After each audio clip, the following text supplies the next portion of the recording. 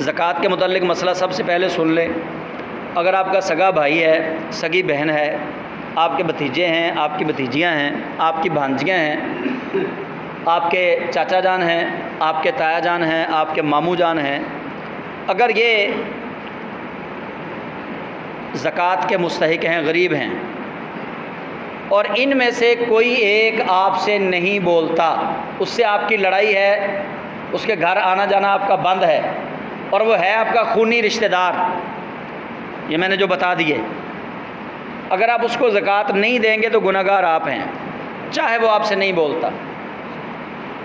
قرآن پاک میں سب سے پہلے ذوی القربا کا ذکر ہے۔ جب آپ نے صدقہ دینا ہے، زکوٰۃ دینی ہے، خیرات کرنی ہے، سب سے پہلے آپ کے قریبی ہیں۔ قریبی ناراض ہیں اور آپ کہتے ہیں ٹھیک ہے پھر انج تے انج ہی صحیح، کوئی نہیں ہے دین نال چنگا اونج سٹ دو، نعوذ باللہ۔ اسی پنجابی لوگ بھائی کتیاں نو پا دینی ہے، انہوں نہیں دینی، مطلب ہم یہ ایسی باتیں کر جاتے او بھائی اللہ کے بارگاہ میں جانا، ہم نے اللہ کے حضور جواب دینا ہے، کسی مولوی کو، کسی گاؤں کے نمبردار کو جواب نہیں دینا بروز حشر، اللہ کو جواب دینا۔ اپنے حقوق پہچانو کہ کیا حقوق ہے ہمارے، حقوق العباد کی پامالی کر کے جنت نہیں ملے گی۔ اس لیے آپ کو آپ کے سامنے ہوتی ہے ساری روایات کہ اللہ تعالیٰ چاہے تو کتے کو پانی پلانے والی فحشہ عورت کی بخشش فرما دے۔ اللہ کو اتنا ترس آتا ہے اپنے بندوں پہ، تو یار اللہ کریم جل جلالہ جو جانوروں پہ اتنا ترس کھائے، اللہ اس پہ اتنا کرم فرماتا ہے، تو جو اپنے قریبی رشتہ داروں کو چھوڑے۔ اگر دوسری طرح مسئلہ یہ سن لیں، آپ کی بہن رہتی ہے شیخو پورہ میں، آپ رہتے ہیں مرید والا میں، اور آپ کے محلے کے اندر 5 یتیم ہیں، 6 بیوہ عورتیں ہیں، ان کو بھی زکوٰۃ کی ضرورت ہے۔ شیخو پورہ میں آپ کی بہن کو بھی زکوٰۃ کی ضرورت ہے، آپ کی بہن پہلی حقدار ہے، پہلے اس کو دینا ہے، ان کو بعد میں دینا ہے۔ یہ حدیث رسول ہے، الحق للقریب ثم للبعید، پہلے حق قریبیوں کا ہے، اس کے بعد دور والوں کا ہے۔ اپنے رشتہ داروں کو بھائی آج سنبھال لو، ورنہ قیامت کے دن اللہ نے ان کو سنبھال لینا ہے، آپ کو نہیں سنبھالنا۔ اور یہ مت سوچو کہ وہ ہم سے نہیں بولتا، وہ لڑا ہوا ہے، لڑنے سے رشتہ ختم نہیں ہو جاتا، یہ بات یاد رکھ لیں۔ اور مدارس میں بارہا کہہ چکا ہوں، کسی بھی مدرسے کی بلڈنگ کو زکوٰۃ نہیں لگتی، نہ قربانی کے جانور کی کھال، مدرسے کی بلڈنگ کو، حتیٰ کہ آپ مدرسے کے لیے زکوٰۃ کے پیسوں سے اینٹیں خرید کر نہیں دے سکتے،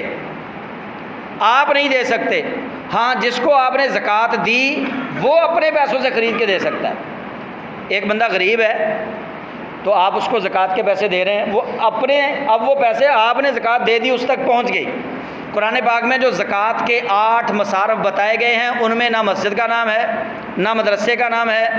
نہ واٹر فلٹریشن پلانٹ کا نام ہے۔ ان جگہوں پہ آپ سیدھا ڈائریکٹلی آپ خرچ نہیں کر سکتے۔ ہاں زکوٰۃ کے پیسوں کا پہلے کسی کو حقدار بنانا ضروری ہے، پہلے کو اس کا مالک بنے، جب وہ مالک بن جائے زکوٰۃ کے پیسوں کا، پھر وہ چاہے مسجد کو دے دے، چاہے مدرسے کو دے دے، جس کو مرضی دے دے۔ ہاں بیوہ خاتون ہے اس کو آپ ڈائریکٹ دیں، لگے گی زکوٰۃ، ٹھیک ہے۔ یتیم بچہ ہے اس کو دیں، لگے گی، ٹھیک ہے۔ یتیم بچے کو آپ بیگ لے کر دے دیں۔ اچھا یہ مسئلہ بڑا اہم ہے جی، زکوٰۃ دے پیسے دسنے چاہیے دینے کہ بھائی زکوٰۃ ہے، وہ بھائی کس نے کہہ دیا بتانے چاہیے؟ نہ بتاؤ یار، اگر کسی کی عزت نفس مجروح ہوتی ہے، آپ اس کو راشن لے کے دے دو اپنی طرف سے تحفہ، اس کے بچوں کو عیدی کے طور پہ پیسے دے دو، نہ بتاؤ زکوٰۃ۔ زکوٰۃ آپ کے اور اللہ کے درمیان ایک راز ہے، آپ کی زکوٰۃ ہو جائے گی، نہ بتائیں آپ اس کو۔ اگر آپ کو یہ معلوم ہے نا کہ میں نے اگر اس کو کہہ دیا کہ یہ زکوٰۃ کے پیسے ہیں تو نہیں لے گا، تو آپ اس کو نہ بتائیں۔ زکوٰۃ تو آپ نے اللہ کے لیے دینی ہے، تو بن بتائے اس کو عیدی کے طور پہ دے دیں، اس کو تحفہ کے طور پہ دے دیں، اس کو کپڑے لے کر دے دیں، اس کو کسی چیز کی ضرورت ہے وہ لے کر دے دیں۔ کوئی بچہ غریب کا اسکول نہیں جا رہا، اس کو بیگ لے کر دے دیں، کتابیں لے کے دے دیں، یونیفارم لے کے دے دیں، اس کے اسکول کی فیس آپ دے دیں۔ 100 طریقے ہیں۔ تو ہمارے ہاں نہیں جی اسی دساں گے تو پھر بھائی ایویں جڑا نا زکوٰۃ ضائع نہ ہو جائے، بھائی بتانا ضروری نہیں ہوتا زکوٰۃ کے اندر، آپ بن بتائے کسی کو دے سکتے ہیں۔ اور یہی فطرانے کا بھی یہی حکم ہے، جو زکوٰۃ کا حکم ہے فطرانے کا وہی حکم ہے۔ اور دوسری اور آخری بات اور اہم بات سن لیں، فطرانہ ہر بندے پہ، ہر مسلمان پہ واجب نہیں ہے، بہت سارے غریب، چونکہ میں گاؤں میں رہتا ہوں، میرا تعلق ایک گاؤں سے ہے، دیہاتوں میں حالت یہ ہوتی ہے کہ لوگوں سے بھیک مانگتے ہیں، ہوتے بھی مجبور ہیں اوریجنل،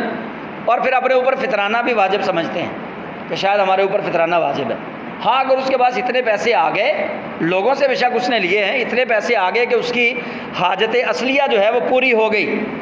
پھر اگر اس کے پاس پیسے ہیں تو وہ زکوٰۃ بھی دے، پھر اگر پیسے ہیں تو فطرانہ بھی ادا کرے، ورنہ نہ فطرانہ ایسے کسی پہ واجب ہوتا ہے، نہ قربانی واجب ہوتی ہے، نہ زکوٰۃ واجب ہوتی ہے۔ زکوٰۃ کے لیے بھی ایک نصاب ہے، وہ نصاب بس آج آپ نے یہ عمومی طور پہ سن لینا ہے۔ اگر کسی بندے کے پاس 52.5 تولے چاندی یا 52.5 تولے چاندی بیچ کے جتنے پیسے ملیں وہ پیسے جمع ہیں، اور ان پیسوں میں سے اس نے کسی کا قرض نہیں دینا یا قرضہ نکال دیا، تو پھر بھی 52.5 تولے چاندی کی قیمت بچ گئی اور پورا سال وہ پیسے پڑے رہے، اس پہ زکوٰۃ واجب ہے۔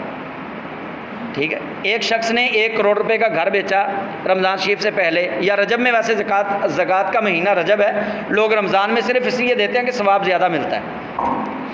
پورا سال اس کے پاس پیسے نہیں تھے، رجب کے اندر اس کے پاس 5 کروڑ روپے آ گیا، اب اس پہ زکوٰۃ واجب ہو گئی؟ نہیں ہوئی۔ زکوٰۃ کے لیے پورے سال کا ہونا ضروری ہے، سال وہ پیسے پڑے رہیں، پورا سال، پھر ان پیسوں پہ ہے۔ اور اسی طرح مال تجارت ہے، تجارت کا مال اگر کسی نے رکھا ہوا ہے تو اس میں بھی 52.5 تولے چاندی جتنے اگر پیسے اس مال تجارت کے ہیں تو ان پر زکوٰۃ دینا واجب ہوگی۔ اور زکوٰۃ دینی کن کو ہے؟ سب سے پہلے قریبیوں کو دیکھنا ہے،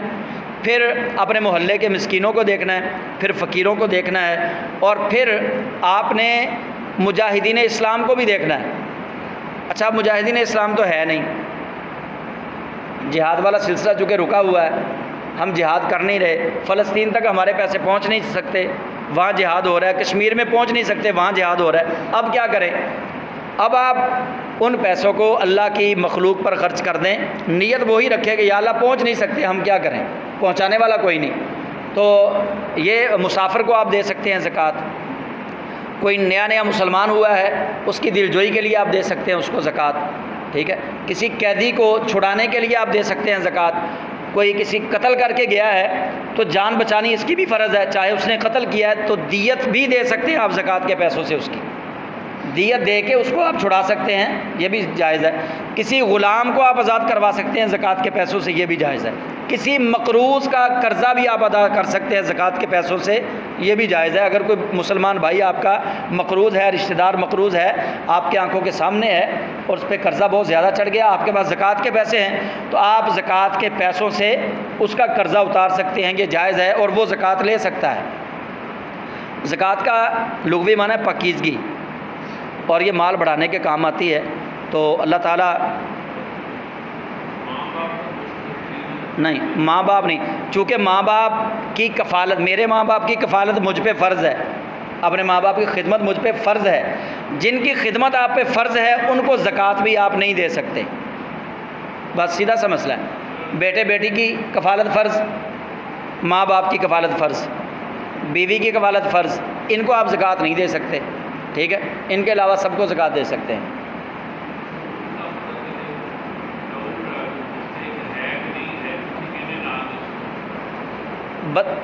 دینے والا نہ بتائے کہ میں زکوٰۃ دے رہا ہوں،